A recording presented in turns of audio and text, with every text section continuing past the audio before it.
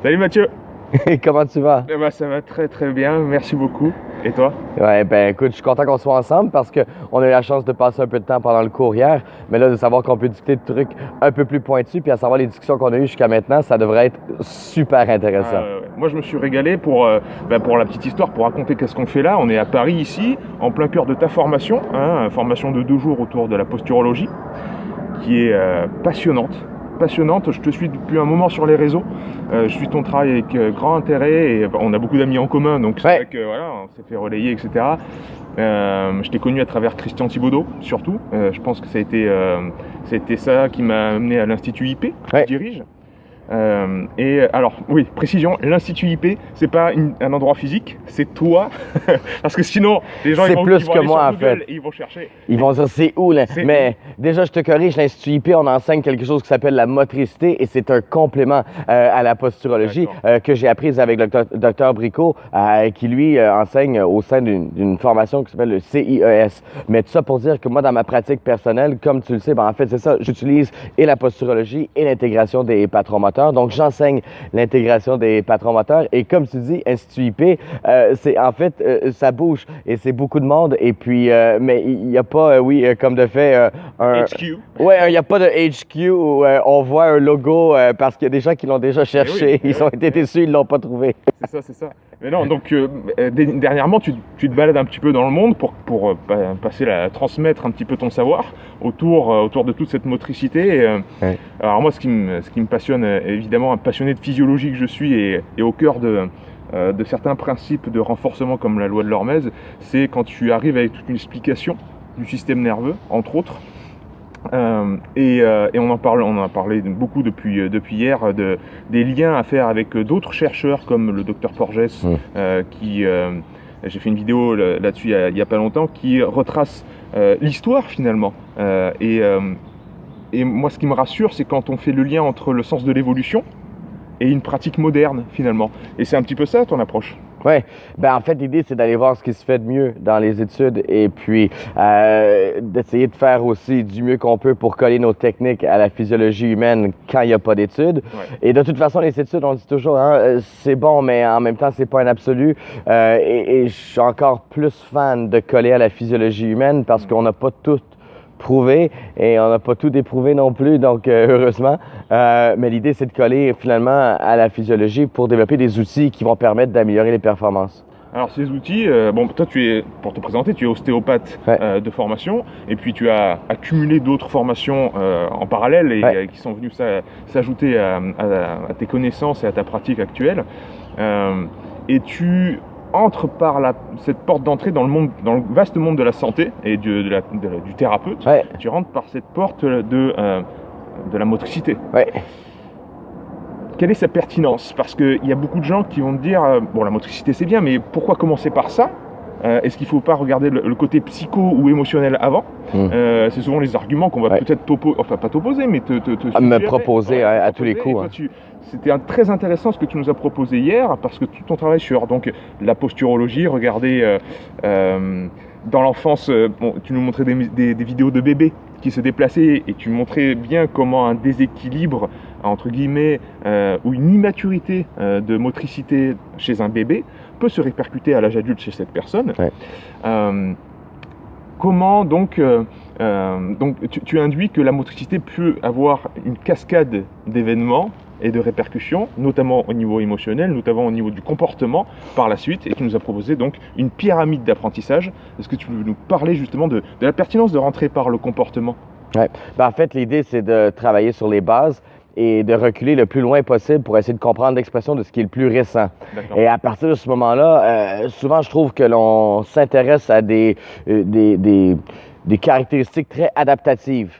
Par exemple, hier, les questions, et c'est les questions qu'on a toujours, l'intérêt de traiter le diaphragme, l'intérêt de la respiration consciente, l'intérêt de la méditation, l'intérêt du yoga ou du pilate. Alors, c'est pour dire que tous ces outils-là, s'ils existent, c'est parce qu'ils sont bons. Parce que sinon, ils n'existeraient pas.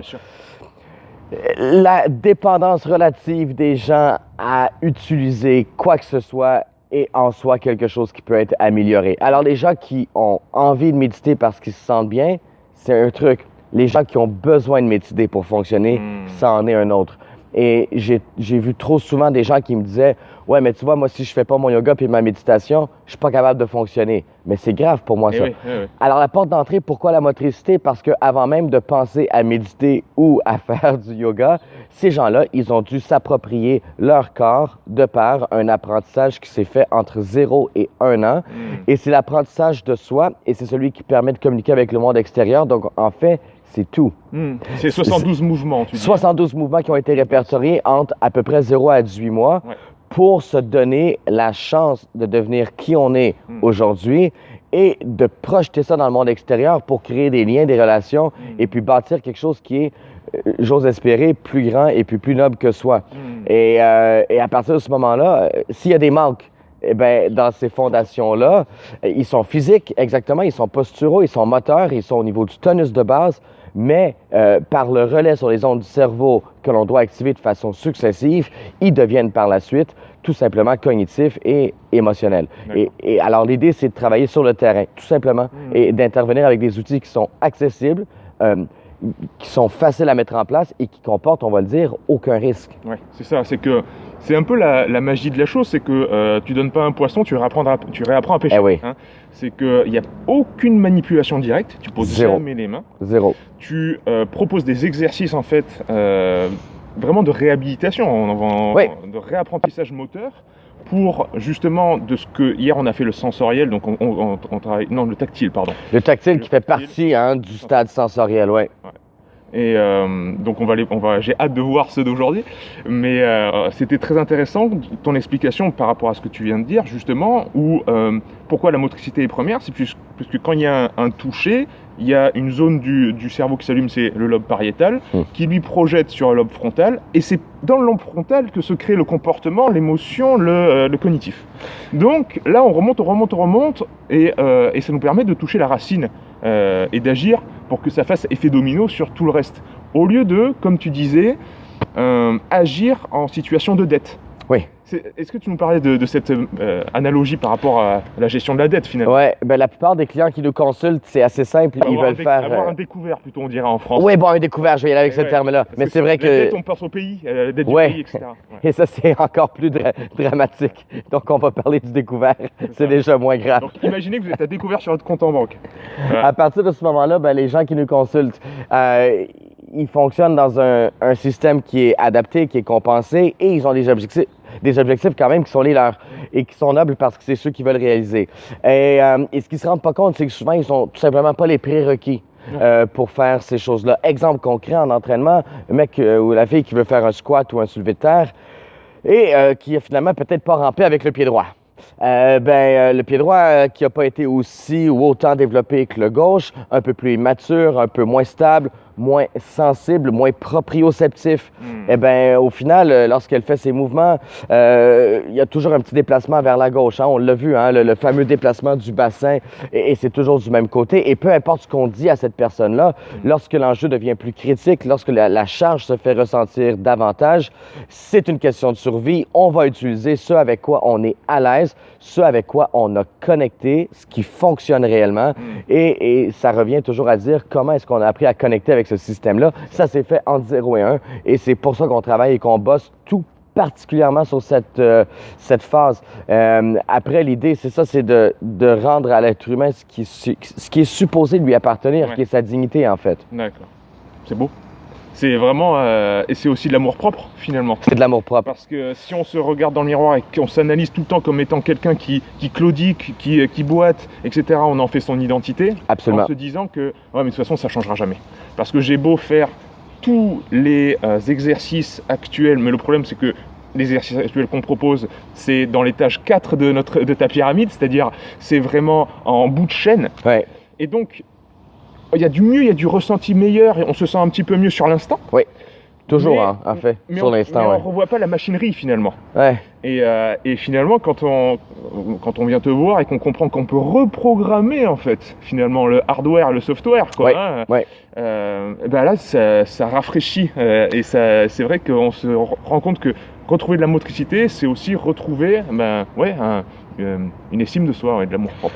En fait, c'est la base de tout. Et puis tout, c'est avec un T majuscule. Hein, la motricité, à partir de ce moment-là, le découvert, c'est quoi? C'est le fait que les gens, au final, les prérequis qu'ils n'ont pas, c'est un peu comme le découvert dans leur compte de banque. Alors, plus ils apprennent à apprendre comment fonctionner avec eux-mêmes, plus ils réduisent le découvert et plus ils sont capables de faire maintenant ce qu'ils veulent. Après que le découvert soit complètement corrigé, là, l'idée, c'est qu'on vise la performance. Et avec la plupart des gens qu'on entreprend, quand même, quand on combine les patrons moteurs et puis la posturologie, je te dirais que en temps normal, en 3 ou 4 mois, avec la plupart des gens, on a déjà pris en charge le découvert et on s'oriente performance. Donc, c'est un processus qui est... c'est un processus qui est, grosso modo, 3 ou 4 mois avec la plupart des gens qui sont déjà en bonne santé ou à peu près. Donc, c'est quand même assez rapide pour voir des résultats qui sont très encourageants pour tous ceux qui sont impliqués. Pour le coach sportif, pour le monsieur, madame, tout le monde qui veut faire du sport, pour l'athlète de haut niveau, pour le thérapeute, pour l'ostéo qui fait des manipulations et qui se dit « j'ai pas besoin d'en faire autant que j'en faisais avant, celles que je fais, elles tiennent davantage ». Ça me permet d'aller plus loin dans mon traitement, d'aller plus loin dans l'analyse du système, qu'on le voit de façon mécanique, qu'on le voit de façon neurologique, de toute façon, ou énergétique, ce n'est qu'un système. Et plus on crée de l'équilibre dedans, peu importe qui on est et quel chapeau on veut mettre, plus que tout le monde gagne. Et l'idée, c'est qu'il faut que tout le monde gagne.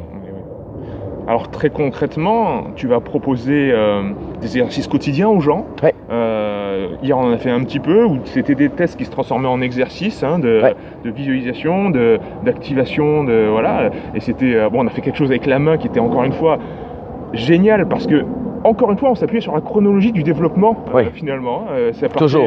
De la position fétale, et puis arriver à ouvrir correctement sa main, volontairement. Est-ce que j'ai besoin de la regarder ou pas pour l'ouvrir, etc. Ce genre de choses. Et c'est ça, en fait, que tu as proposé au quotidien. Donc, c'est même pas impactant, j'ai envie de dire. C'est pas comme un programme d'entraînement où ça va demander 1 heure d'aller dans une salle de gym, etc. C'est chez soi. Cette reprogrammation-là, elle peut prendre quelques minutes par jour sur 3-4 mois et déjà avoir une reprogrammation posturale et donc humaine, quoi. La composante exercice qu'on enseigne à l'Institut IP, en fait, c'est ça. C'est on propose 3 exercices qui prennent pas plus que 5 minutes. Et ça, c'est important de le dire comme ça parce que 3, les gens, ils sont capables de bien absorber. 4, déjà, c'est chaud. Oui, c'est sûr. 3, je peux gérer. Et 5 minutes, alors là, quand ils le font pas, c'est eux qui se sentent un peu moches parce qu'ils se disent, mais vraiment, 5 minutes, c'est sûr que je l'ai. Alors là, l'idée, c'est de peut-être avec eux déterminer quand dans la journée ils vont le faire et de se commettre à ça. Donc, avec la plupart de mes clients, je leur dis, écoute, si tu commences ta journée avec tes exercices, après, tu n'as plus besoin d'y penser, entre autres. Donc, ça, c'est l'avantage. Et ou de les faire en pré-entraînement. Alors, c'est ce que j'appelle un réchauffement de motricité ou un réchauffement neurologique. Et ça prend 5 minutes. Donc, le mec qui veut bosser sur une session de 60, s'il en prend 5 pour faire une connexion avec lui-même, les 55 autres minutes qu'il va passer vont être beaucoup plus productives. Il va beaucoup plus s'amuser, en fait. Oui, bien sûr. Donc, on te voit beaucoup dans le monde du fitness, j'ai envie de dire. C'est beaucoup partagé, mais c'est vrai que ça s'adresse à monsieur, madame, tout le monde. Ça s'adresse vraiment à l'entièreté de la population. Et je pense que toi, en tant que thérapeute, tu dois avoir toutes sortes de populations qui viennent te voir. Mais est-ce que tu peux nous parler justement de ce monde performance? Le CrossFit est très en vogue, on en parle beaucoup ensemble. Il y avait Mathieu Dubroc en interview sur la chaîne il n'y a pas longtemps. Il y a Jean-Marie là, qui est là avec nous. Enfin bref, j'aurai Julien Pinault bientôt en interview sur la chaîne. On sent à quel point il y a des convergences dans ce monde-là qui étaient avant très cloisonnants. C'est-à-dire il y avait les gymnastes d'un côté, il y avait weightlifter d'un autre, etc. Et puis on trouve maintenant des croisements. Et peut-être que c'est la magie des réseaux sociaux, peut-être que c'est le entre autres, je pense, qui aide beaucoup. Comment tu chemines, toi, dans ce monde de la performance par rapport à la posturologie et à la motricité? La performance, pour moi, c'est avec un P majuscule. Alors, à partir de ce moment-là, l'idée, en fait, c'est de permettre aux gens de faire ce qu'ils veulent faire et, à la limite, je vais aller plus loin, d'ouvrir des horizons qu'eux pensent qui existent peut-être même pas. Parce que les gens se sont définis et ont défini leurs objectifs de par ce qui était, à la limite, réaliste pour eux. Et on s'est beaucoup trop fait dire qu'il fallait être réaliste et qu'il fallait se donner des objectifs qui étaient atteignables. Et je pense que ça excite personne de penser comme ça. Et je pense pas que ça les motive beaucoup non plus. Et je pense pas que c'est surprenant après de voir qu'en société, souvent, quand on fait des sondages et on demande aux gens leur taux de satisfaction par rapport à quoi que ce soit, c'est souvent très bas. J'ai beaucoup aimé, pardon de te couper, hier tu disais, si je viens de voir et que je te propose, qu'est-ce que tu disais, j'ai un truc très concret, où, je te propose un objectif très réaliste. Très réaliste. Mais n'importe qui en fait a envie de fuir quand on dit ça. C'est toujours la réaction. C'est épouvantable. Ah ouais, c'est très ravissant en fait. On a envie de rêver de choses qui. J'aimais beaucoup Idriss Aberkan qui disait l'humain rêve d'infini. Il est attiré par quelque chose qui lui semble loin parce que en fait c'est pas un but à atteindre, c'est une trajectoire, c'est une impulsion. Pourquoi est-ce que les gens vont au Louvre?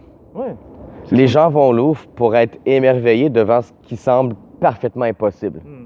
Et le génie, la création, l'idée d'oser, de défier des conventions, c'est ça qui allume les gens. Et ce que j'aime beaucoup de la France, c'est que c'est un pays qui est très... qui se base en fait sur ces valeurs-là. Et c'est ce que je retrouve pas nécessairement ailleurs quand je voyage. Cette idée de dire que le truc en ce moment, c'est correct, mais ça peut vraiment être mieux. Il y a une curiosité ici qui est inassouvie et je le vois à toutes les fois que je viens et je quitte et j'ai toujours hâte de revenir pour un peu m'entourer de gens qui sont, veulent pas, insatisfaits, mais dans le bon sens. Dans le bon sens. Creuse qui veulent chercher. Et creuser, c'est très bien dit en fait parce que c'est ça, hein, c'est d'aller chercher en fait une profondeur dans les propos, dans les connaissances et finalement de se dire qu'on le mérite. Et ça, c'est au cœur du débat. Et je pense que la meilleure personne pour s'offrir ça, c'est soi-même. On le disait dans le cours, hein, on demande à un paquet d'organisations et on demande à nos gouvernements de faire des trucs pour nous et on est souvent déçus. Mais au final, c'est pas la faute à personne, c'est qu'on est souvent déçus des autres. Et je me dis qu'on n'est jamais mieux servi que par soi-même. Et finalement, les attentes sont portées vers l'extérieur ou autrui. Toujours. Et bien sûr. Toujours. Et je pense que, comme tu dis, ça doit venir sans doute, un manque d'amour-propre qui remonte à peut-être un apprentissage moteur, tout simplement.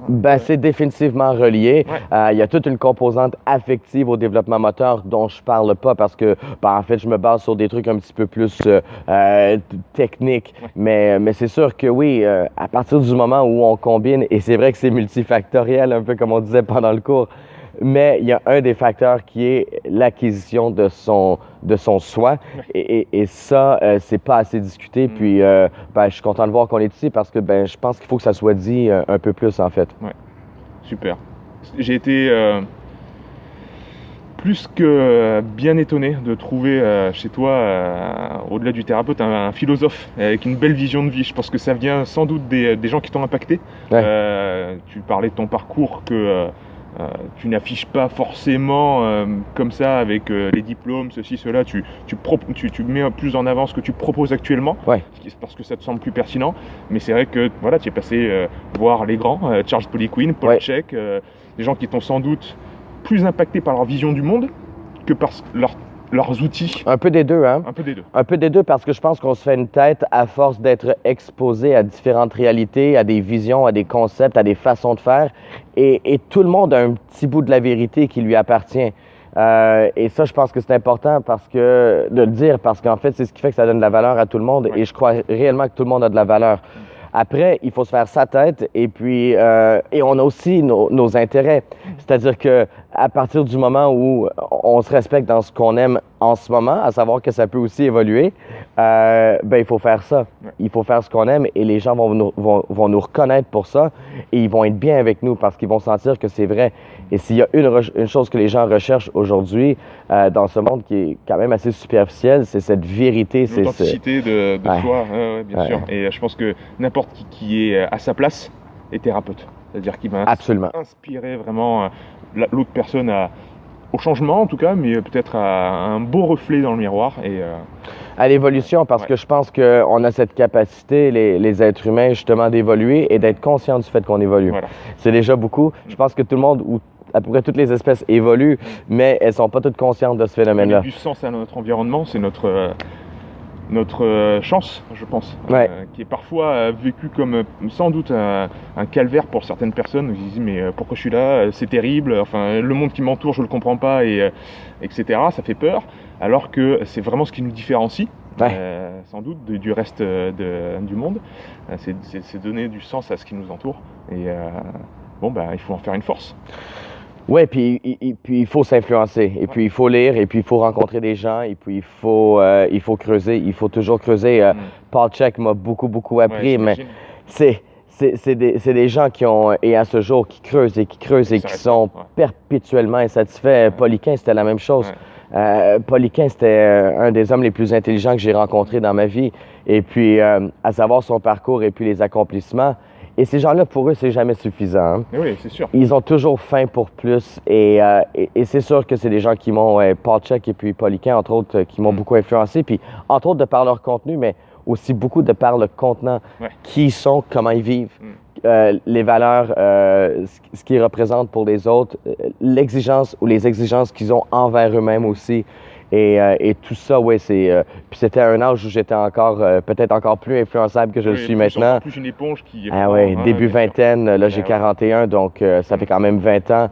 Et puis, mais c'est des gens qui ont définitivement, même dans mon style de conférencier, je le vois, je me dis, mon Dieu, ça ressemble à X ou ça ressemble à Y. Normal. Puis c'est correct, puis en même temps, c'est comme... Je considère que c'est une façon de les honorer aussi. Oui, parce et puis en avoir conscience, c'est déjà une belle étape. Parce que si tu le faisais par automatisme, sans t'en rendre compte, ça serait peut-être dommageable. Mais là, c'est vraiment toi qui t'appropries des outils que tu as appris et des gens qui t'ont inspiré. Donc, c'est cool.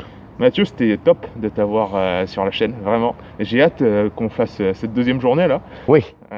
J'ai hâte de faire le niveau 2, le niveau 3. Donc, les gens, ils savent pas ce que c'est niveau 2 et niveau 3. Alors, comment on te retrouve? Comment ils se renseignent sur tout ce que tu fais? Alors, pour ce qui est de l'Institut IP, on a un site web qui est institutip.com. IP, c'est pour Innovation Performance. Donc, c'est cool parce que ça ouvre vraiment la porte à tout ce qui peut se faire qui répond à la dignité de l'être humain, en fait. Donc, l'innovation, c'est toujours en évolution. Puis la performance, comme on dit, avec un P majuscule, donc ça veut dire différentes choses pour différentes personnes. Et c'est ce qui est cool. Après, c'est à nous à se coller à ce que les gens veulent aujourd'hui et à leur ouvrir des opportunités pour ce qu'ils pensent qui est peut-être pas réaliste. Mais Innovation Performance, donc, et puis, ils vont trouver les gens, toutes les informations pour les cours de formation sur le site web. Oui, parce que tu viens régulièrement en France. Les données, c'est 3 niveaux, donc il y a 3 week-ends. Exactement, 3 week-ends de 2 jours. Le niveau 1, c'est les bases, et puis plus que les niveaux avancent, plus qu'on rentre dans des trucs un peu plus subtils, des applications plus pointues. Et finalement, les gens, ils finissent avec un super background de neuro qui est appliqué, ce qui est très, très rare, et avec des tests, des exos à utiliser avec leur clientèle, et dans une offre qui est logique, en fait, et qui est facile à mettre en place. Super. Je peux témoigner de la qualité de l'enseignement et de la pertinence de tout ça. Donc, allez-y, renseignez-vous sur Mathieu, c'est top. Merci encore. Ça a été un plaisir. Partagez. Et à très vite. Ciao. Bye bye.